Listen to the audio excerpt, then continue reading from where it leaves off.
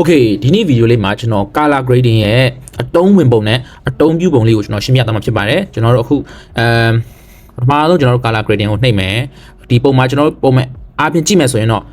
ပြည့်စုံနေပြီပေါ့နော်ဒါပေမဲ့ဒီ social media ပေါ်မှာကျွန်တော် eye catching ဖြစ်ဖို့အတွက်ဆိုရင်ဒီလိုမိန်လေးတွေကကျွန်တော်လူရဲ့မျက်လုံးကိုဆွဲဆောင်ဖို့ဆိုတာနည်းနည်းလူများတွေကြားမှာဆိုရင်တော့ပြိုင်ဆိုင်ရတဲ့အခါမှာအနေငယ်အားနည်းနေတတ်ပါတယ်အဲ့တော့ကျွန်တော်တို့ပုံမှာကျွန်တော်တို့ highlight မြတ်တုံ share တို့ကိုထင်းနေအောင်ကျွန်တော်တို့ပြနိုင်ဖို့လိုတယ်ပေါ့နော်ပထမဆုံးကျွန်တော်တို့ဒီ highlight ဆိုတဲ့ဒီ widget ဝင်မယ်ကျွန်တော်အဲ့မှာ luminance လေးမှာဒီ highlight ရဲ့ luminance ဆိုဆွဲတဲ့အခါမှာကျွန်တော် skin ပေါ်မှာရဲ့ပုံမှာကျွန်တော်ကြားနေတဲ့ကျွန်တော် highlight လေးတွေမှာပေါ်လာမယ်ပေါ့နော်ကျွန်တော်မှာ okay ပြီးရင်ကျွန်တော်တို့အဲ့မှာ highlight မှာကျွန်တော်တို့ color လေးထည့်မယ်ပေါ့နော်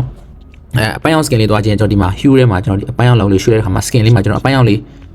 တန်းတဲ့ skin လေးရမယ်ဖြစ်ပါတယ်ပြီးရင်ကျွန်တော်တို့ဒီပုံမှာပေါ့နော်ဒီအဝိုင်းလေးကိုကျွန်တော်သွားခြင်းတယ်ပေါ့နော်ဒီအစိမ်းနဲ့ကျွန်တော်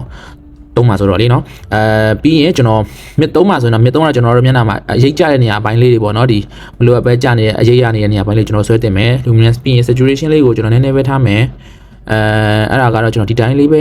ဒီအဝါနဲ့အစိမ်းလေးကြားမှာကျွန်တော်နည်းနည်းလေးပဲထားမယ်ပေါ့နော်ပြီးရင်ကျွန်တော်တို့ share ကိုကစားမယ် share ကတော့ကျွန်တော်တို့ကချစ်လက်ဖို့လိုတယ်ပေါ့နော်အဲ့တော့ share ကိုဒီတန်းဆွဲချမယ်ကျွန်တော် minus ဘက်ကို30လောက်ပဲဆိုရင်ကျွန်တော်ရပြီပေါ့နော်အရင်မဲသွားရင်လည်းကျွန်တော်ပုံအရင်ကျန်းသွားမှာဆိုလို့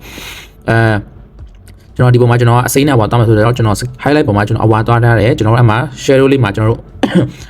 အစိမ်းအနှဲငယ်ထည့်မယ်ပေါ့နော်ကျွန်တော်တို့အစိမ်းကိုကျွန်တော်အစိမ်းပြလေးပဲပေါ့နော်ကျွန်တော်တွားလိုက်မယ် okay အဲ့ဆိုရင်ကျွန်တော်တို့ဒီမှာကျွန်တော်202ပေါ့နော်ကွဲထွက်သွားတယ်ပေါ့နော်လုံးဝ highlight